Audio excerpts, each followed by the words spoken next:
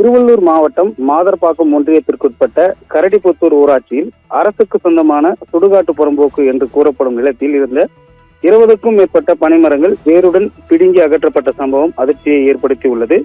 குறிப்பாக அதே கிராமத்தை சேர்ந்த கிராம உதவியாளரின் உறவினர் என கூறப்படும் நபர் ஒருவர் அரசு நிலத்தை ஆக்கிரமிக்கும் நோக்கில் பனைமரங்களை வேருடன் பிடுங்கி அகற்றியதாக குற்றச்சாட்டு எழுந்துள்ளது.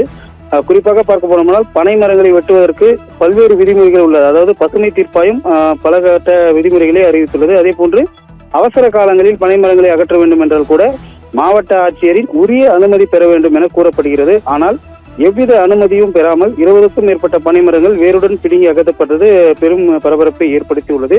இதுகுறித்து பாதிரிவேடு காவல்துறையினர் விசாரணை மேற்கொண்டு வரும் நிலையில் அரசு நிலத்தில் பனை மரங்களை வேருடன் பிடுங்கி அகற்றிய நபர்கள் மீது உரிய வழக்கு பதிவு செய்து நடவடிக்கை எடுக்க வேண்டும் என பனைமர சமூக ஆர்வலர்கள் கோரிக்கை விடுத்துள்ளனர். நிகிதா.